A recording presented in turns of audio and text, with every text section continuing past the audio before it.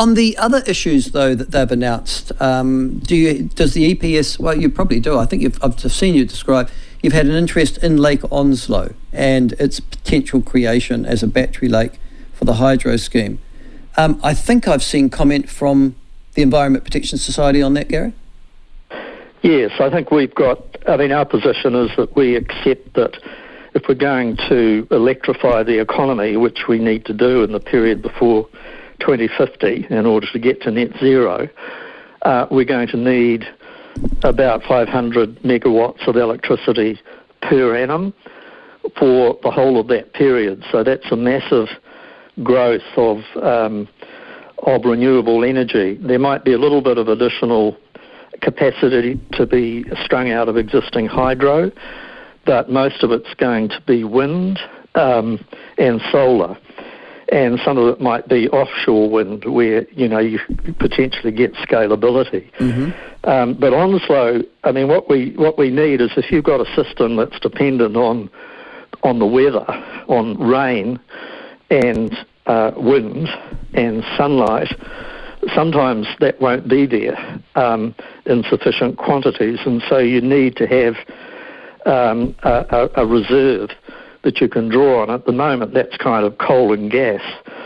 So I think Onslow, theoretically, is like a giant battery that would provide that. So I think it's something where MB, which has been doing a review of all of the options, needs to continue to work through the analysis as to whether that's the way to go or whether there's other ways of doing it, like a more distributed and less centralised approach. So I guess the answer that I would have there, or the question I would have of you is, you're going to wait. Open mind. Well, you're going to wait until you see that research before you decide that Onslow's a good or a bad idea. Can I ask you? And we need to understand the environmental impacts of it too. Well, they're going to be considerable, obviously, as you'll be aware. But can I just ask the obvious question? You've talked about hydro being exempt. It is a relatively clean form of energy, but it is, clearly it is something that changes water flow and things like that. Why don't we just build more hydro? I was thinking particularly the Waitaki and both the Clutha, which are already dammed to a good extent. Why couldn't we just simply create more hydro to meet future demand? Well, you could, but theoretically, but I'm sure we won't. And the reason for that is that we value, as New Zealanders, the remaining free-flowing rivers that we have. On some of them, we've got water conservation orders to protect them, like the Motu and the Rakaia and the Hariri.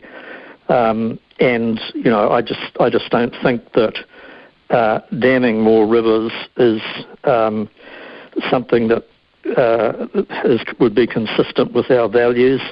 And I also think that there are feasible alternatives there, which I expect you're going to want to talk about next. Well, yeah, there are, but they all seem invasive to me. The NIMBY, more solar, more requires land, as you say, and it requires land where the sun shines. More wind requires, many of those groups that are around them don't like them, not just for their aesthetic displacement, but also for the noise and whatnot that they create. True. There is no nuclear is obviously something that now is being advanced as not a bad green answer in actual fact to the energy deficiency. Does the Environmental Defence Society have any views on that? I guess you do, because you are a think tank.